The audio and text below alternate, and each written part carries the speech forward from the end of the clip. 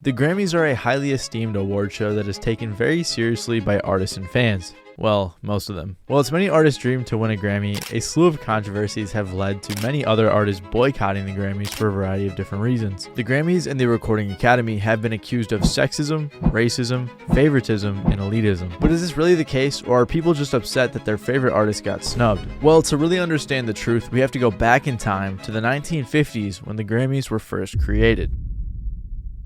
But first, a message from our sponsor, Raid Shadow Legends. Have you ever been super bored in class or on a long car ride and wished you had something to entertain you? Well, that's where Raid Shadow Legends comes into play. Raid Shadow Legends is a completely free-to-play mobile game with millions of players. It has over 650 completely unique champions that you can collect and use to battle bosses in dungeons or fight real players in the arena. My 3 personal favorite things about Raid have to be how great the game runs on your phone, even with such impressive graphics, how customizable the teams and champions are, and how often they come out with new content, which is every single month. You'll never run out of champions to unlock and dungeons to beat. Speaking of updates, this month Raid has something special going on because they just released a legendary champion based on the MMA and pro wrestling legend Ronda Rousey. You can get Ronda for free right now, whether or not you're new. All you have to do is log in and play Raid for 7 days in between now and February 20th, and then Ronda's all yours. You can use the promo code RAIDRONDA, which like I said is available to all users new and old, to get a bunch of helpful stuff like a 3-day 100%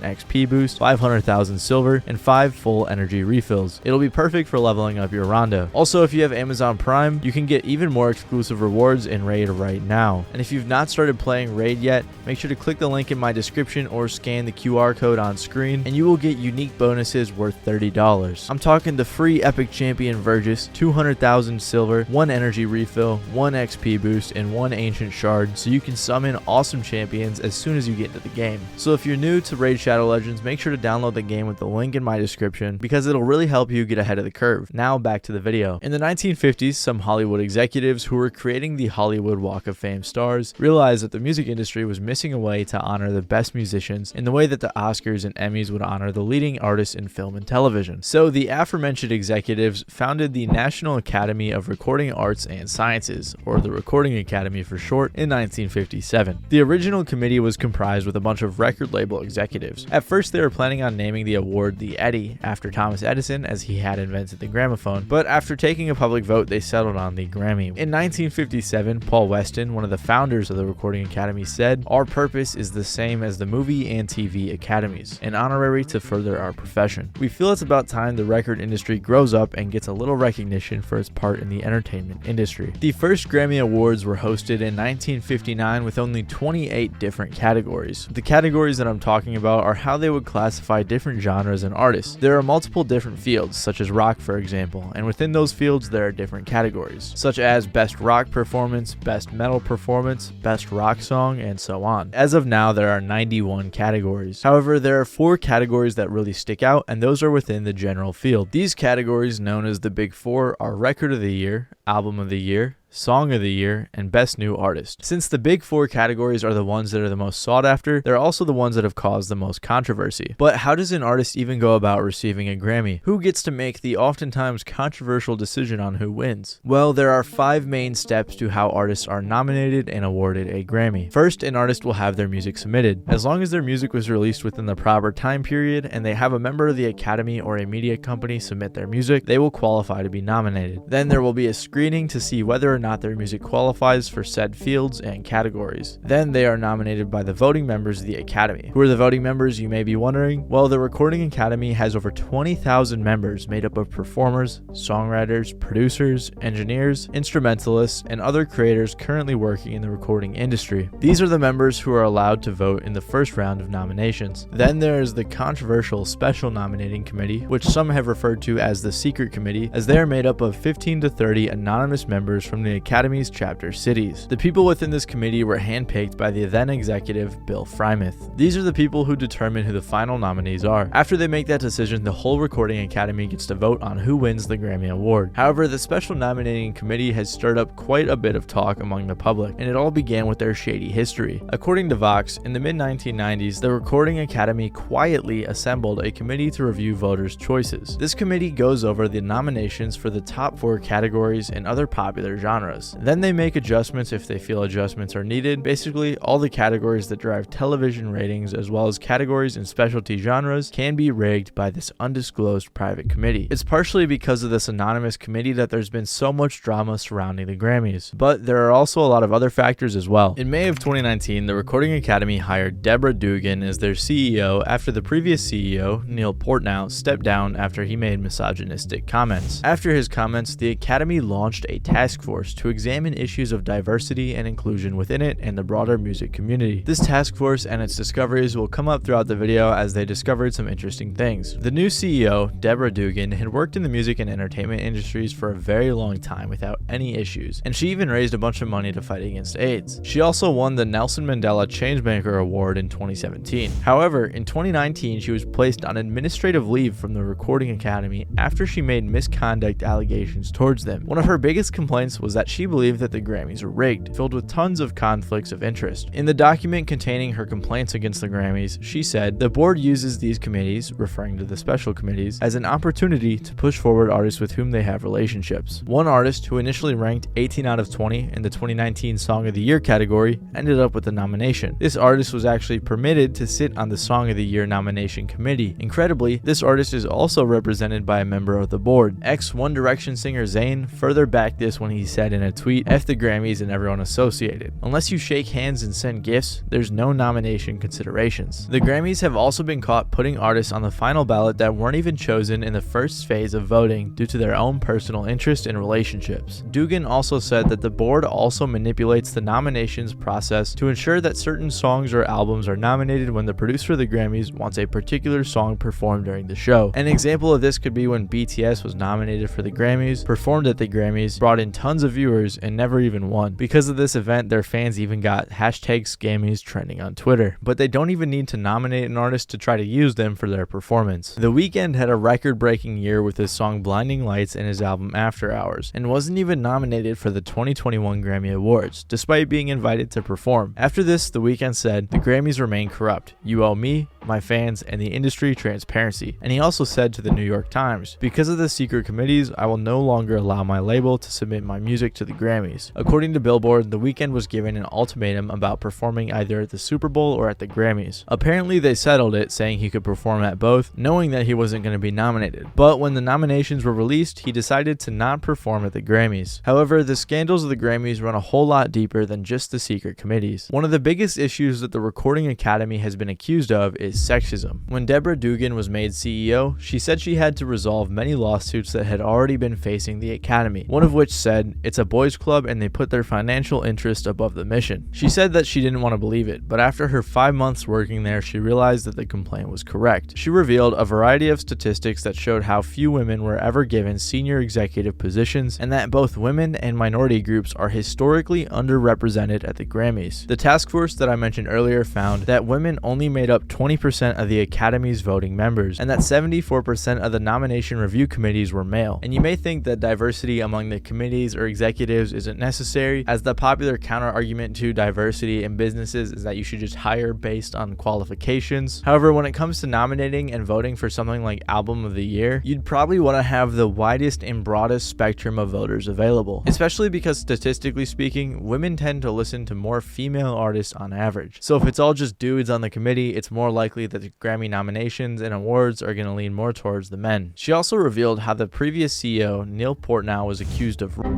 but it had been kept pretty quiet. And the CEO before Portnow, Mike Green, was also forced to resign as CEO after he got caught up in his own sexual harassment scandal. She also claims that she faced a lot of sexism from the Recording Academy despite her being CEO. She says that she was paid a lot less than the previous CEOs, and that she was even sexually harassed by Joel Katz, another powerful executive within the company. After Deborah Dugan brought all of this up to the Recording Academy and the press, she was eventually fired and replaced by now CEO Harvey Mason Jr. The Recording Academy then made claims against Dugan, saying that she creates a toxic and intolerable work environment. After this, she sued the Recording Academy for firing her, and they eventually settled the case in court and decided to keep the terms of the agreement private. But as her lawyer says, Dugan had a very clean slate before the incident with the Recording Academy, making it seem as if she wasn't lying. Deborah, right here, she worked for 8 years years as an executive at EMI. She worked for 8 years as a president at Disney.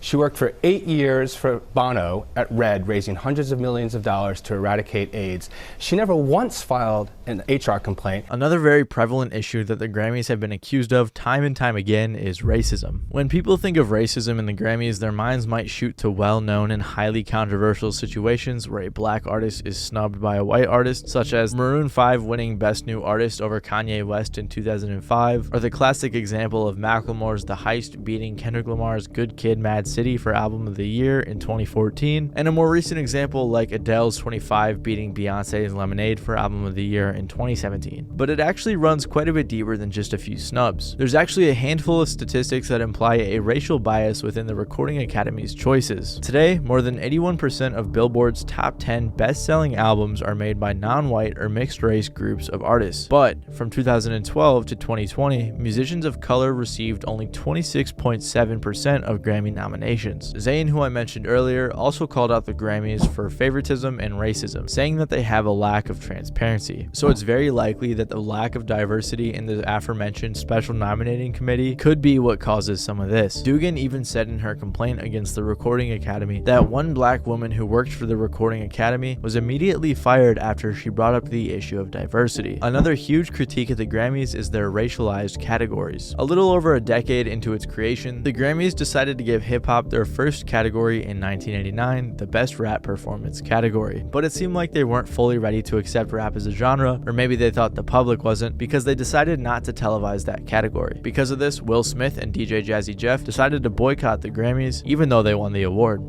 Ignorance on the part of naras. They don't know anything about rap music, and our boycott was to open their eyes to rap music, so next year some rap group will be able to perform on the Grammys, and the award will be televised because the music is large enough and important enough to be on that show. The Best R&B Album category was introduced in 1995, and the Best Rap Album category was introduced in 1996 as a way to be inclusive, although some believe that they are serving the opposite purpose. Fast forward to today, and people believe that the Grammys are boxing in black artists to the rap and R&B fields as a way to say, here, you guys can have this section and the white people can have all the other sections. Like I said, the Grammys operate on a category-based system. One of the most sought after and controversial categories, the Album of the Year category, has only had 11 black artists win in the 64-year history of the Grammys. They even had one category called Best Urban Contemporary Album, which was just recently renamed in 2020 to Best Progressive R&B Album. And I don't like that urban word. It's just a politically correct way to say the N-word to me. But also,